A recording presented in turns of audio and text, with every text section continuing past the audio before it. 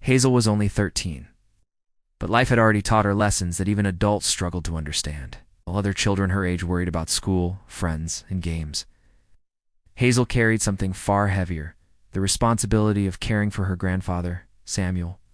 The gentle old man had raised her in a small cottage by the river, far away from the noise and rush of the city.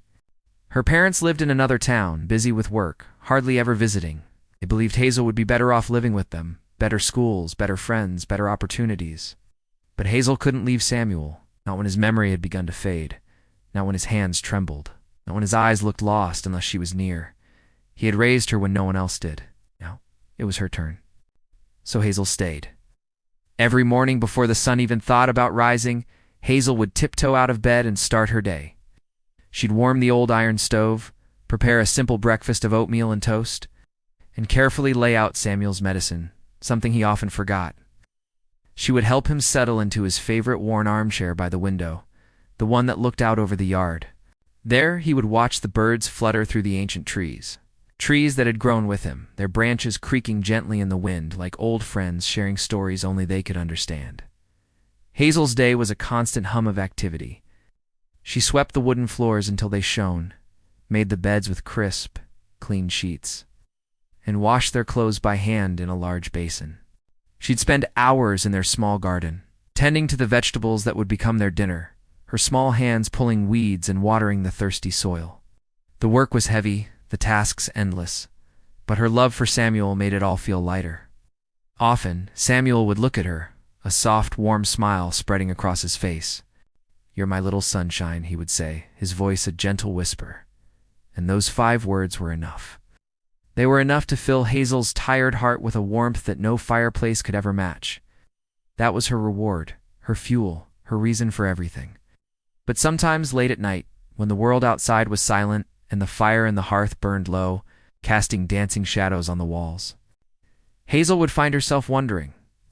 She'd sit by the window, staring out at the moonlit river, and her thoughts would drift to a life she didn't have. What if she lived in the city? What would it be like to go to a real school every day, with hallways full of students and bells ringing between classes?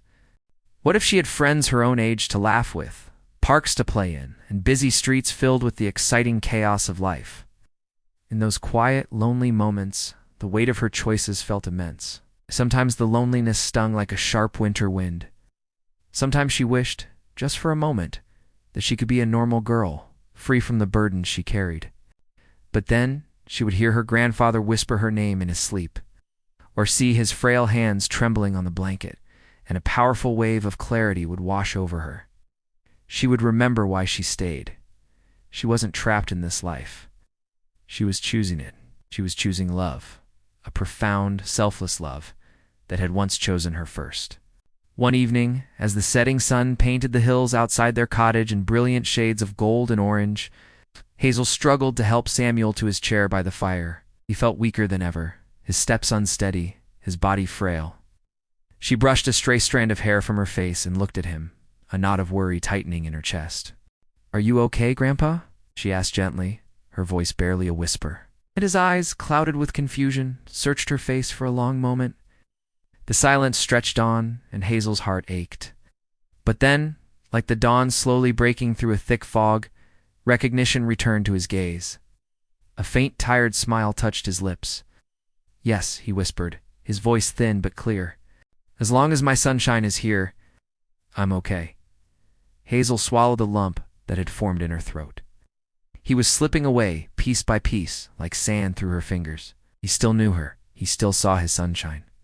She carefully wrapped a thick woolen blanket around his shoulders, tucking it in snugly. "Rest, Grandpa," she said, her voice filled with a tenderness that belied her young age. "I'm right here. I'm not going anywhere." As the fire cracked and popped softly in the hearth in the deep, silent night thickened around their small, isolated cottage, Hazel sat on the floor beside him. She was tired, she was lonely, but she was filled with a quiet, unshakable strength. It was the strength of a promise, the strength of a bond that could not be broken. Hazel's story reminds us of a simple, yet profound truth. She didn't have riches. She didn't have a big house or fancy clothes. She didn't have the carefree childhood that so many others take for granted. She possessed something far more powerful, far more precious than any material wealth. She had love, a love that asks for nothing in return, but gives everything it has. A love that is a choice, a sacrifice, and a gift all at once. And in the end, that is the one thing no one can ever take away. In a world that often measures success by what we accumulate, Hazel's story is a powerful testament to what we give. It's found in the quiet moments of devotion, in a granddaughter's patient heart, and in a grandfather's fading smile. It's a promise of love, stronger than time itself.